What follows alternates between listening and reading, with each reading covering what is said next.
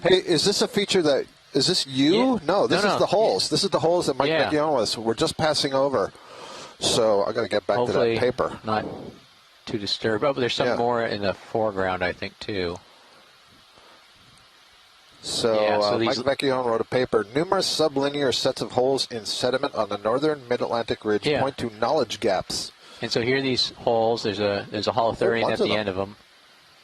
Is there? Isn't that sorry, over there. Sorry, I was looking directly at no. But definitely,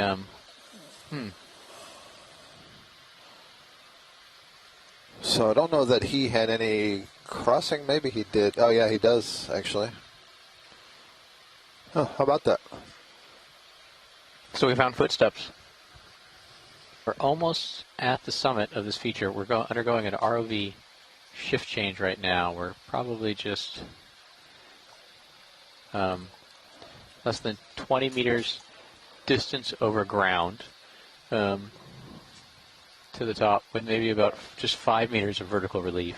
And we're currently looking at these little holes, pukas, we call them in Hawaiian, these little holes on a linear ridge. Oh, is that Mike? Hello, Keanos. Yeah, yeah. Mike. Here's your opportunity. I just turned on my computer. Good timing. I don't know if you've seen these before, but these are exactly what I was asking about. Yeah, no, this is the first, Mike, and we're very close to the top of this feature, which is kind of interesting. Okay. Yeah, we've got no idea what makes these things. That we don't even know if they're made by something underneath the surface, making a tunnel, occasionally punching up a hole, or if they're made by something walking along the surface and punching down through the sediment. It's a mystery, basically. Yeah, they're really regular. Solve it. So, they're really regular, and I think we just saw what? Yeah, we saw at least 4 or 5 different crossing lines of them. Yeah, we're just doing a pilot change, Mike, so and so if you see any indication. Okay.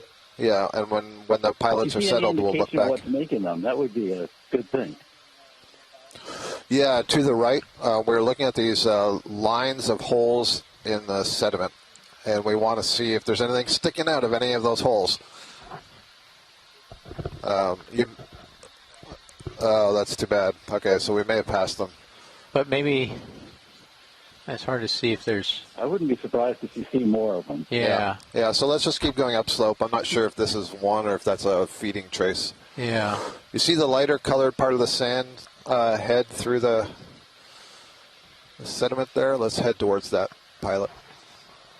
Thank you. And if you look in close, it's pretty easy to tell which ones are fresh and which ones have been sitting for a long time, because they fill in with phytodetritus and things like that. Yeah, the ones we just saw previously look pretty fresh in terms of they look like well-defined kind of cookie cutter holes, round cookie cutter holes through it. Yeah, I see one up in the distance now. Yeah, one line of them.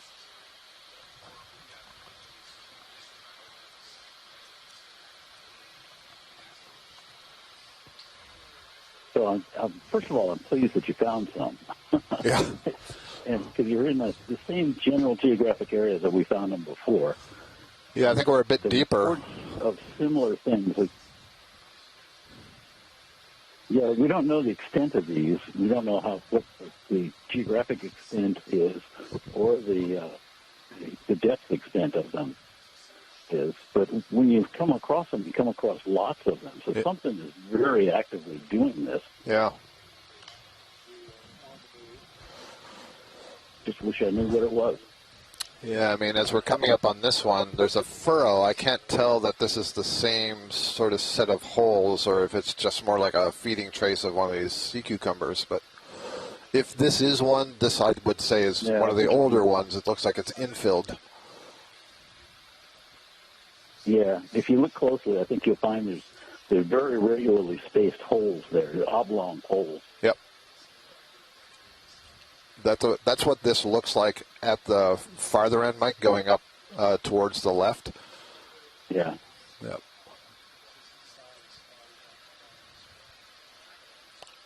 So I guess the only chance of seeing, something making it is if you come across a fairly recent one and see something poking its head up or something.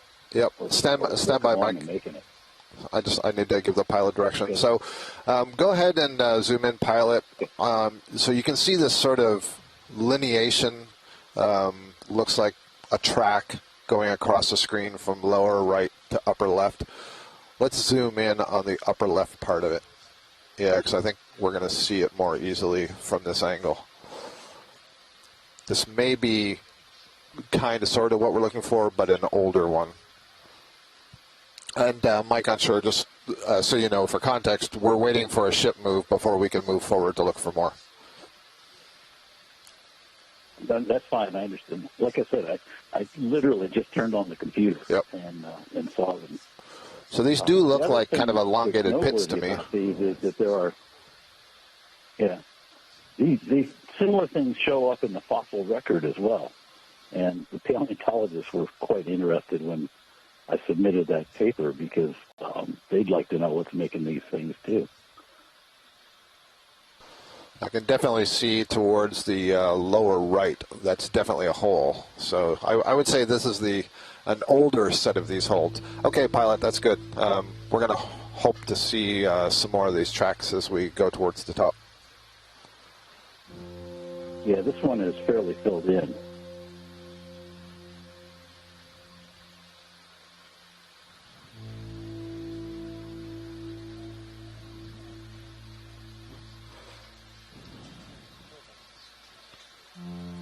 I think I said everything I can say about these things. Okay. I'm just going to shut up for a while and watch as you cruise around. Ken Sulak is offering his wild speculation that chimeras, I think they're sometimes called rabbitfish, cruise slowly using their electrosensors to detect their prey. They have parrot-like beaks and are equipped to crush mollusks and other shelled inverts. Chimeras descend to the bottom when such prey is detected. I can imagine a chimera feeding on a linear track, periodically munching detected shelled benthic invertebrates.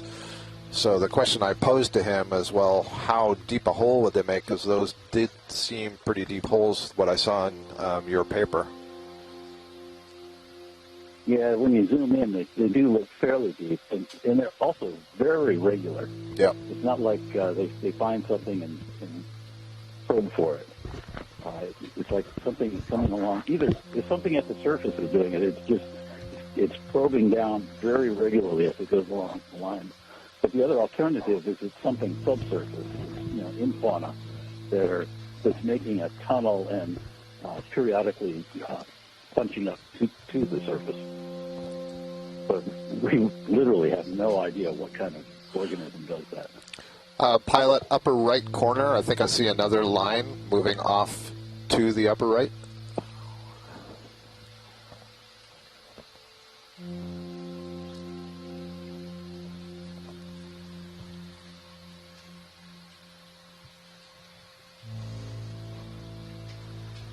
It is remarkable when you come across these. Come across one.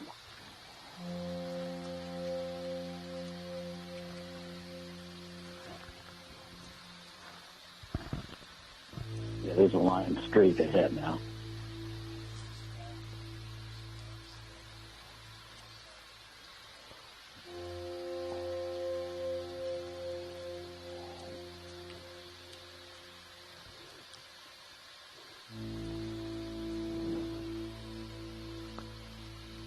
Those look more well-defined, the ones we're coming up to now.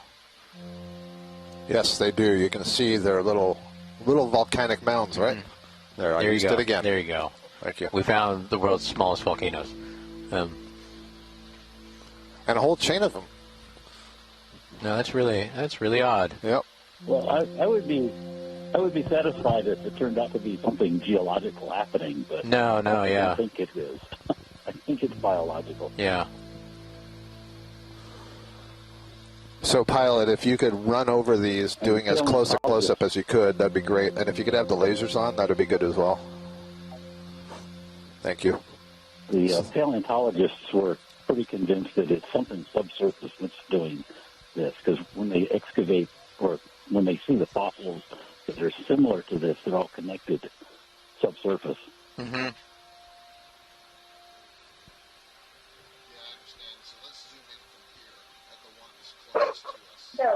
I'm going to mute my phone for a while.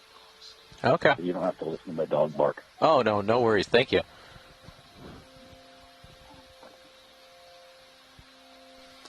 I can see with the The total diameter, including the sediment, which looks to me like it's been dug from subsurface, is just under 10 centimeters, or about 10 centimeters. There we go. You can see what Mike means. They're elongated holes. They're not perfectly round. They're elongate. But that looks like definitely a deep hole. Yep. So Ken Sulak had said that the chimeras have powerful jaws that project ventrally, so below the head, and are probably incorporate suction as well. So he could see them making these kind of holes, and he says skates do something similar.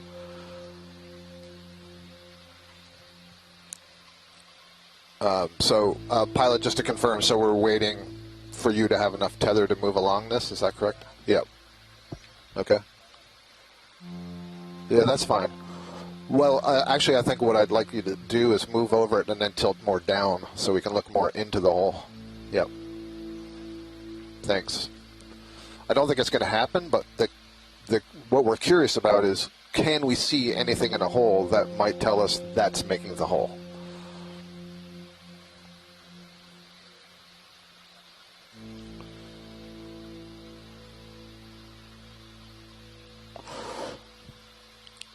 Let's see. New hypothesis. Les Watling says, my guess is the linear holes are made by a burrowing crustacean.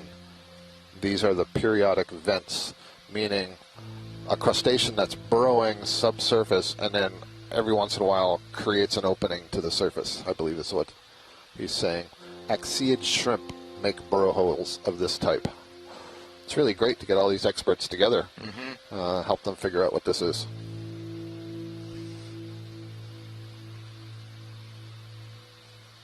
But it is peculiar to have the holes in such a straight line. Yeah, unless... And the regularity of the spacing. Very regular, and we've seen several of them, and, you know, Mike's published on them. They're always these very long, straight lines. I mean, the lines may be curving, but it's clearly in a regular row. The holes themselves have some elongation, like almost... Yeah, see, it's hard to tell if it's from the tilt but it almost looks like they're not cylindrical. It's not like the sprockets of some kind of a wheel of a trawl, right? Nobody's going to be trawling way down here. I mean, that's... It does look like sprockets. Yeah, so. That looks rectangular to me. Yeah. Very, very rectangular. And pretty deep.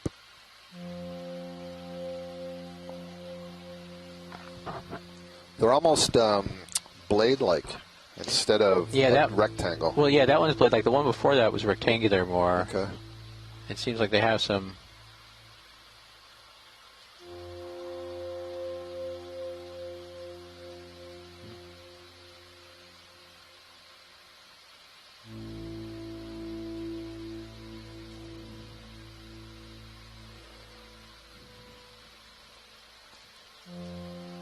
Do you have the lasers on?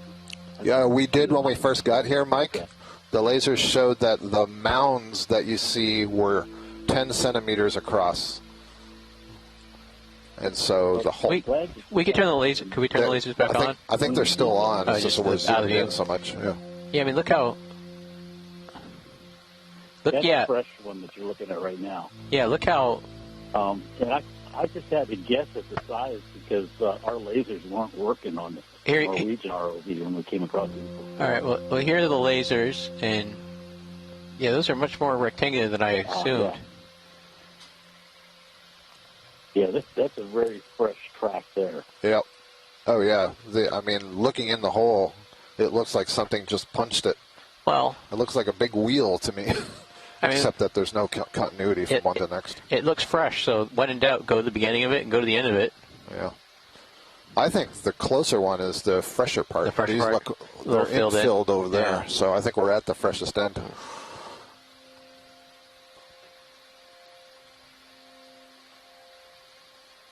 You could just zoom down as much as possible into the hole at the end. Yeah, I think we did that on that first hole, Mike. Okay. We tried that before and didn't see anything. Yep.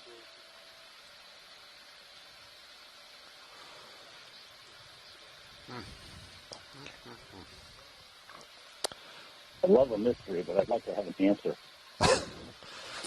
No, I think let's move on for our last few minutes here. Yeah, I feel like let's just get to the top so we can say we made it. Yep.